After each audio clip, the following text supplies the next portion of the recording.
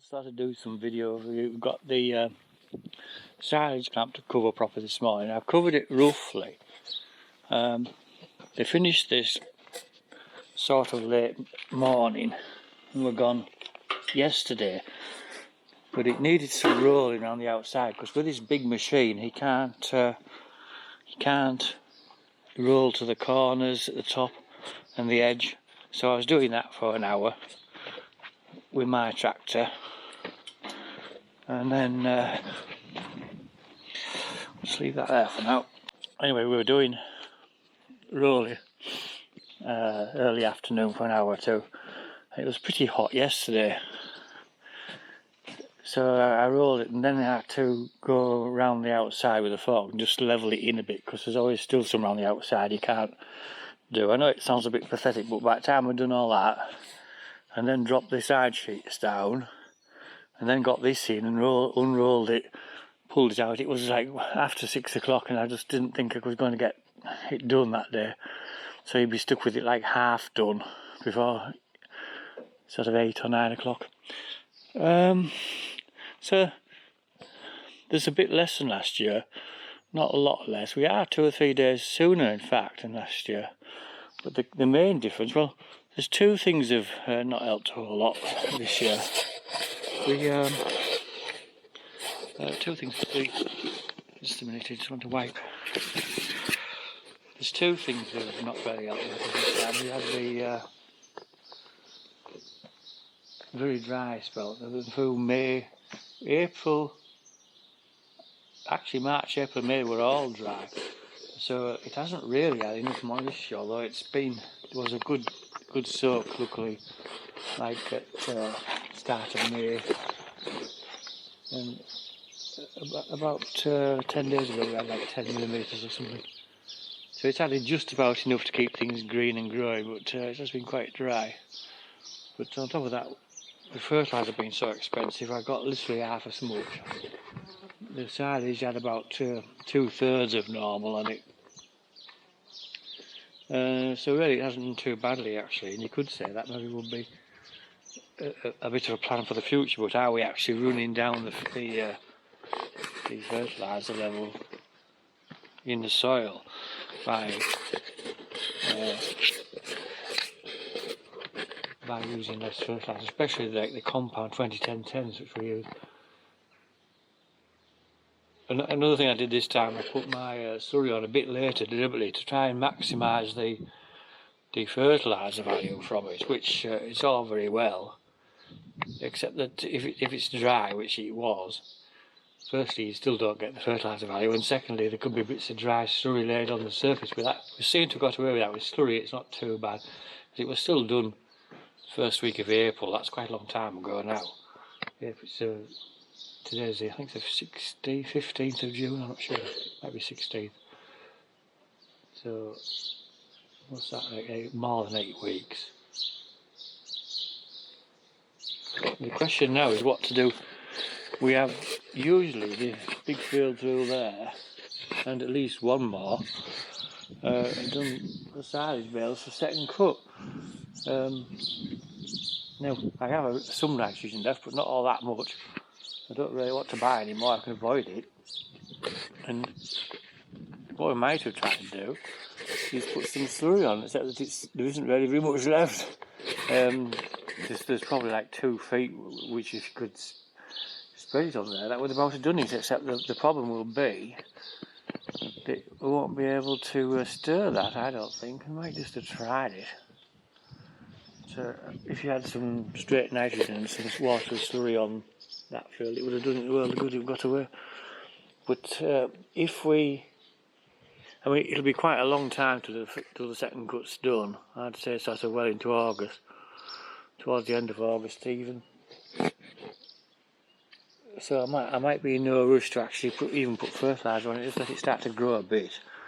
Then put say 200 acre of nitrogen on. That might have done it. And if you can get some water, you slurry out so much the better. I mean, you could even have drawn dirty water out from underneath it. Then you could go in with the. If you drew all the dirty water out, you could go in with a shovel, couldn't you? And just put it in the spreader, because it's quite valuable stuff, that slurry. I mean, in any yard, try to use that. We're going to roll that sheet up to about 1.5 bays, and then I have these mesh covers slide over the top of it, but they aren't enough on their own. I start to put tyres on the outside just to lift in the wind. But what we have done this year, which is brilliant, we've got the roof lights replaced. There was two were blown out at the far end completely last winter, though one was broken before that actually, well, not too bad. And then this and that one was broken, and so there's only 4 good ones, because that one was broken as well, but that one had been partly replaced with asbestos. And the one at this end didn't matter that much because it's practically outside, but the ones at the back were pretty annoying when you could hear rain dripping in, and God knows where the water was actually going, around the outside of the silage. But it's not really good having that much rain coming in. But we had a fairly dry winter, so we sort of got away with it, because they blew out last day or so of November. We also had some problem in the adjacent cubicle house, which it's pretty serious actually.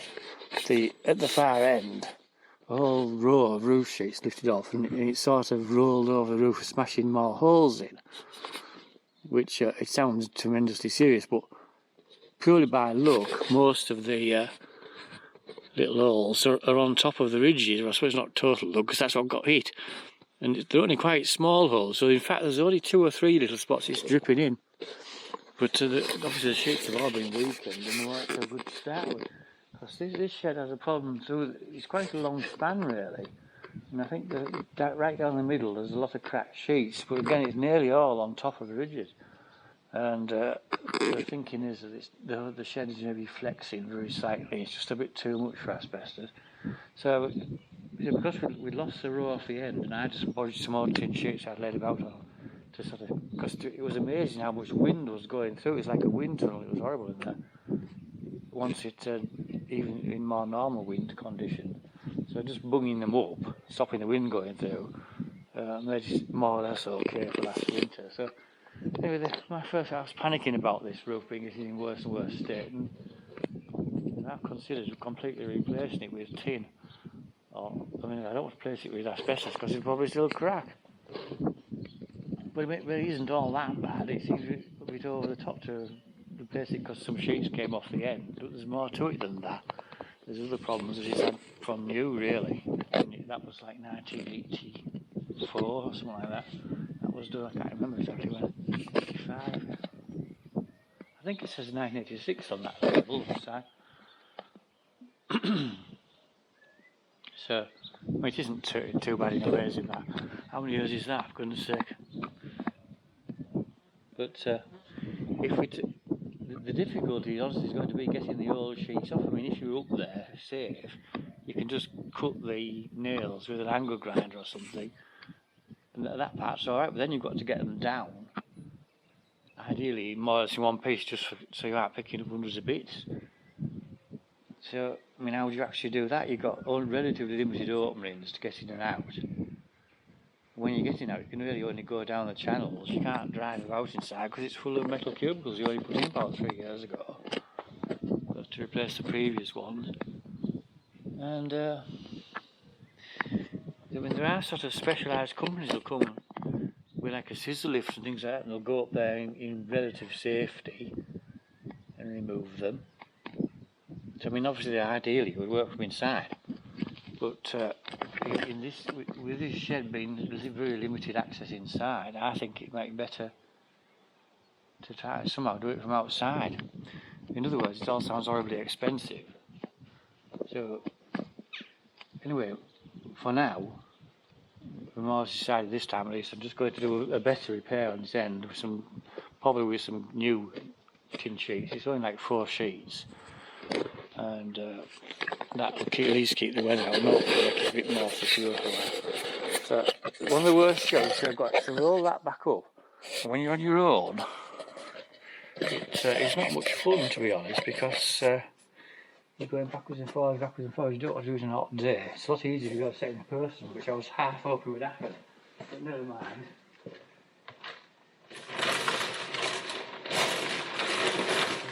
It's also all wetness condensation made. Not a lot of fun time.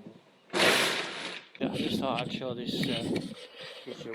This is where it's actually a unique view really. We've got, you never used to be able to see straight through here and see to the hall. But it's the most pretty view with all that stuff in piled up round it. That's not been seen since 1955. This old hay shed was put up 1955, and it's still very quite decent condition. There's one hole in the roof there. I've got like a trough underneath it. It's only a very small hole, just drips. And over the years, it had the new silage barn on the low side built alongside of it, and then we extended it slightly so we've got a proper valley there, and then an extension for straw on the other side. That's still not bad condition really, considering it keeps getting nudged by tractors. It's a bit low, that obviously. So there's the back of this shed, where there used to be like a fairly substantial tin lean-to on there, which used to hold about 50 bale. Came out about not quite a full bay out. It used to be used to part little old combines in there. When we first came here, we had a red, I think it was a Massey Ferguson, but it was actually a Massey Harris type combine. There were a lot of them around in the 50s and 60s, and you could still get it in. So that shows its age.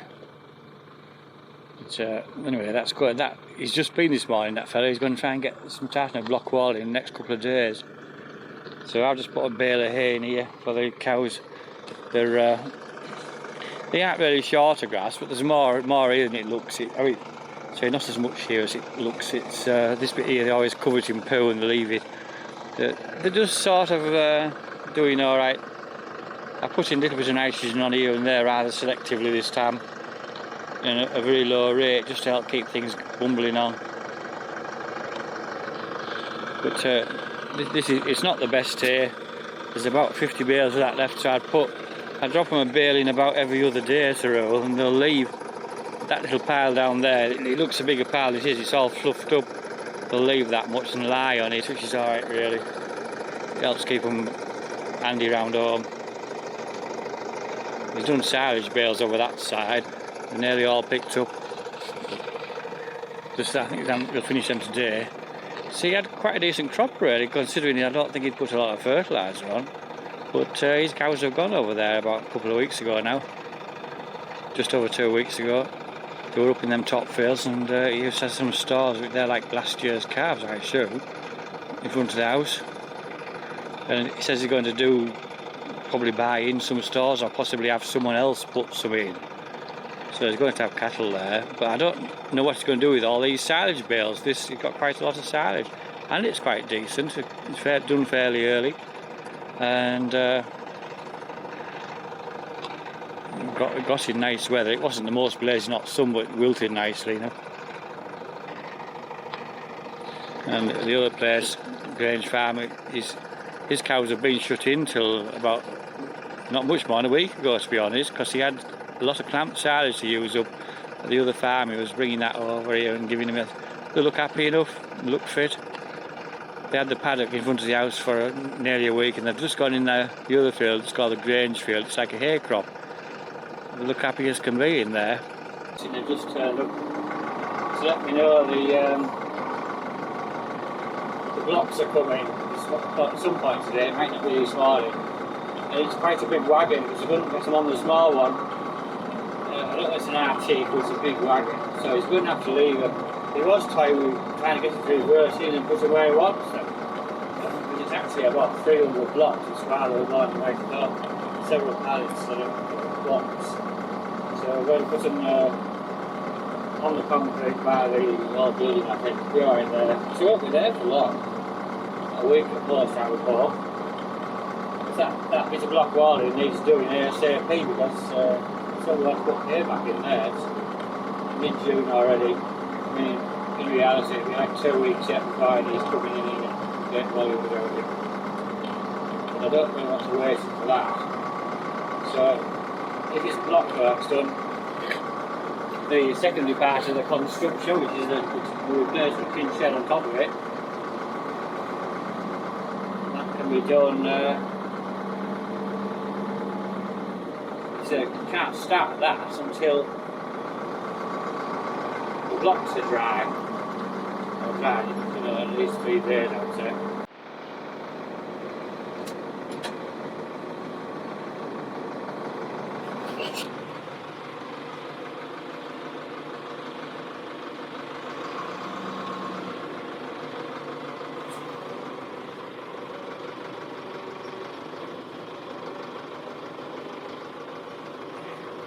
One thing to be aware of is you go up on the drive up on the grass clamp, which is fine with this tractor, but you can't leave a tractor there parked on it for even 5 minutes because it'll sink in up to the belly if you're not careful.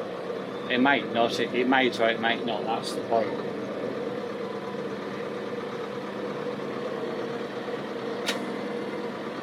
So it's important that you get up there, drop this off, and then you come out pretty damn quick. 4-wheel drive's in. This isn't all that steep compared to some years.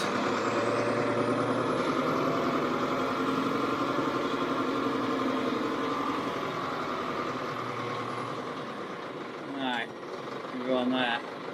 I can walk on the plastic sheet if I'm careful. You don't want hobnailed boots on.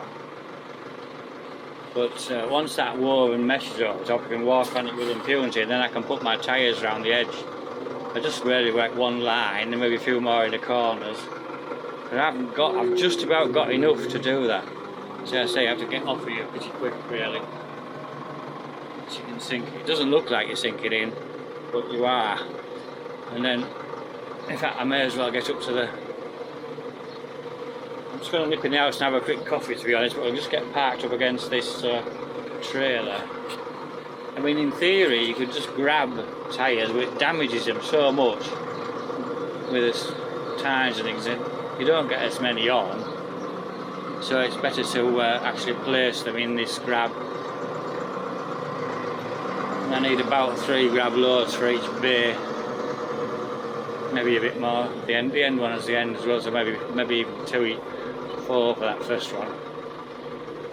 And this is one of those little niggles. You can't get up in this trailer because there's nothing to hold on to. So I need a little ladder to climb up in it. Either a step ladder or that short aluminium ladder there.